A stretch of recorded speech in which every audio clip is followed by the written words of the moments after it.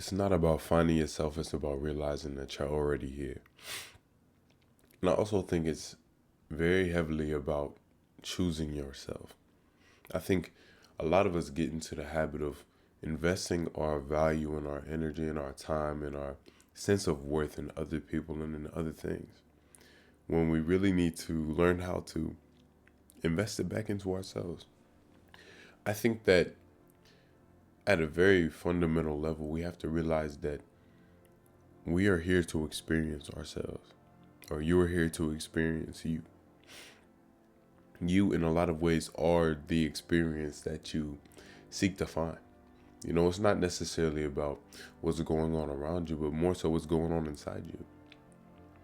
If we get into whatever scenario that we find, I don't know, appealing, for example, all the things that we want to do in our life, all the experiences that we want to have, it's not so much so about that thing itself, but your reaction to it. It's about your relationship to that certain thing, your relationship to this, your relationship to that, and most of all, your relationship to yourself.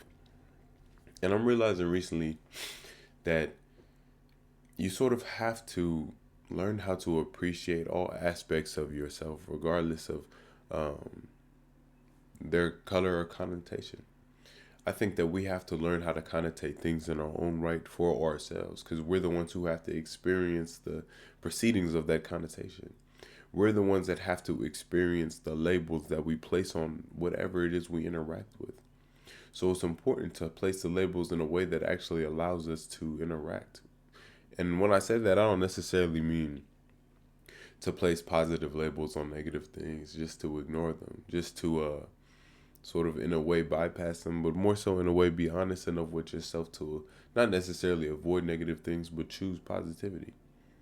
Choose the things that actually go towards your benefit. And if you don't have a choice in the matter, then it's just about choosing yourself and being positive in that choice.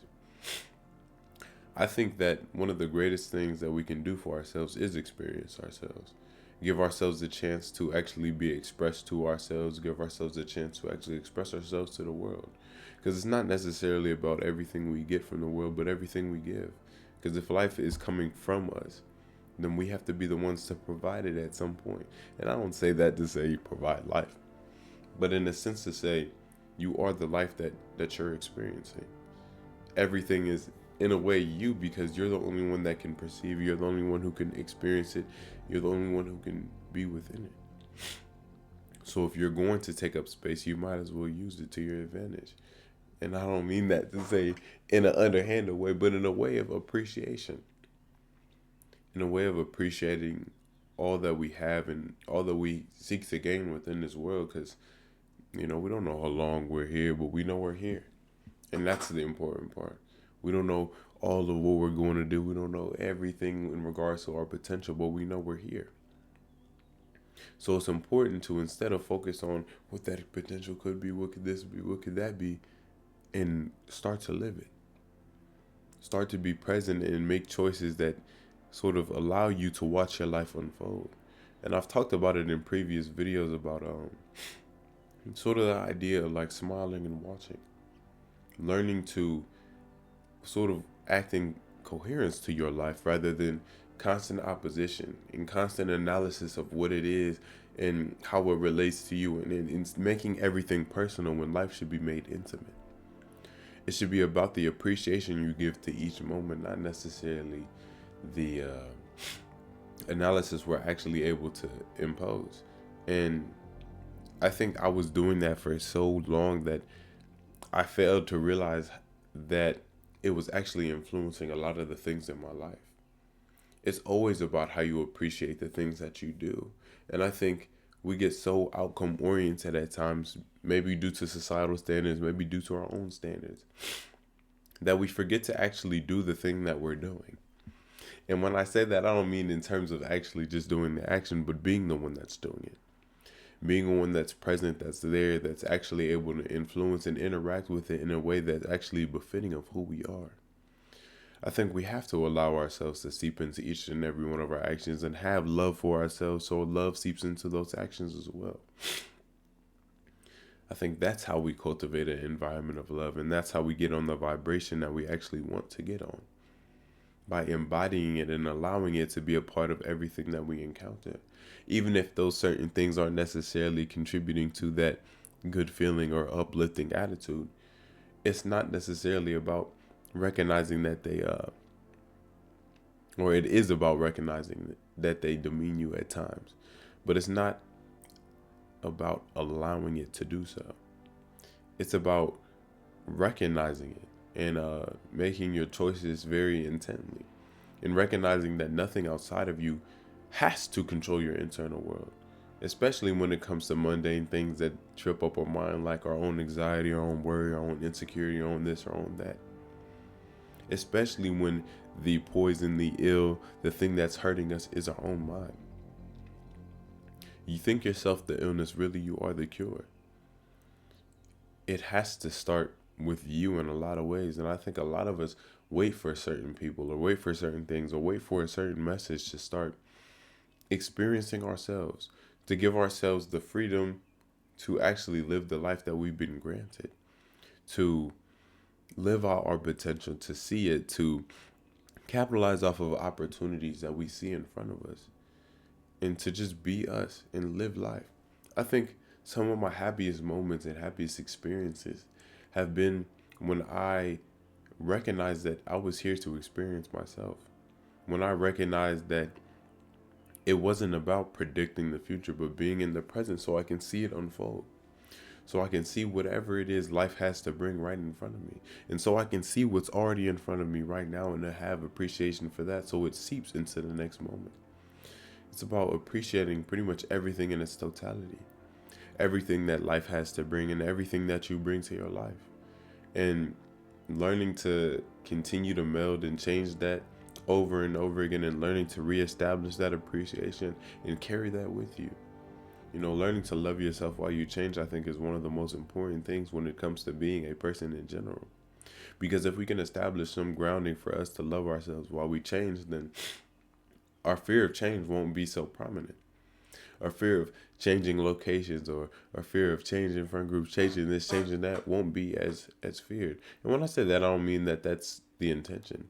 I don't think that you should be, oh, I want to change my friend group unless they're negative. I don't think you should be like, oh, I want to change where I live so starkly unless it's a detriment to who you are. I mean that in regards to things that actually don't allow us to be ourselves comfortably, don't allow us to actually shine through the cracks of our own dispositions.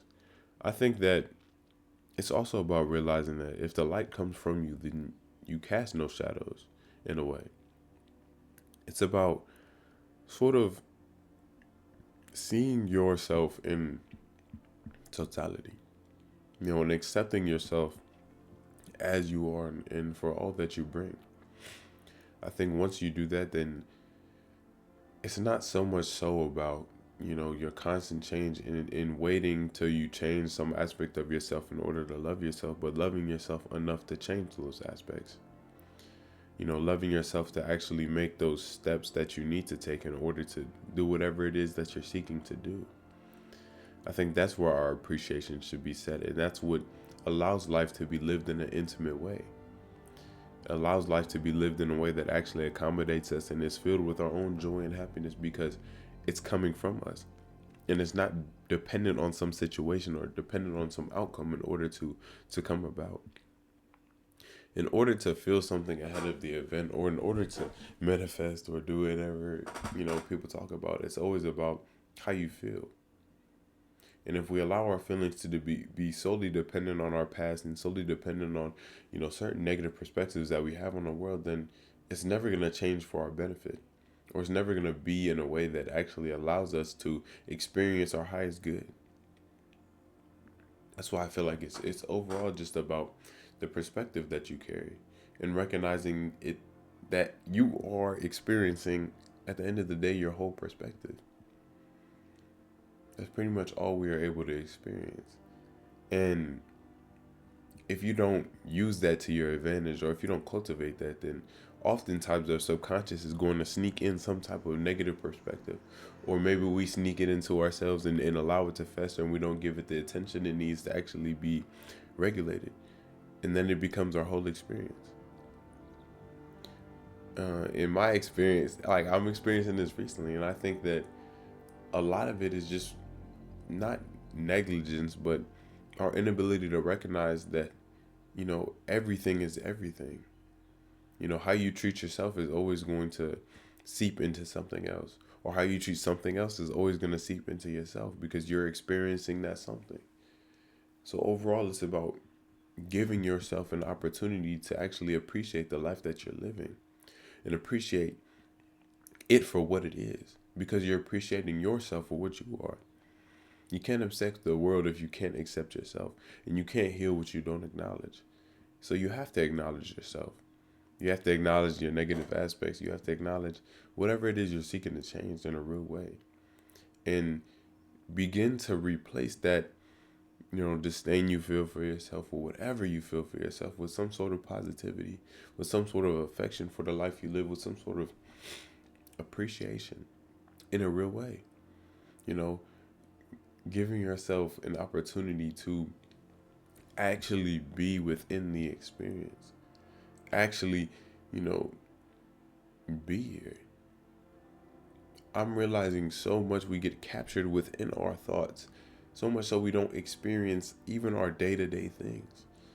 We allow ourselves to be so encumbered, so crushed, so surrounded by everything that we want to escape, that we never actually escape it. I feel like what we run from has already caught us, and if we constantly are failing to acknowledge a part of us that is sick, a part of us that is hurt, it's likely going to spread to other areas or cause other pain. So it's about giving yourself enough love to be in pain at some times. Giving yourself enough love to recognize the parts of yourself that actually need to change, and looking at them for what they are. I think a lot of us avoid it in guilt or in shame or in this or in that, but that's never going to give us an opportunity to change it. It's just going to give us an opportunity to repeat it over and over again. And another thing I've been thinking recently is about creation and analysis.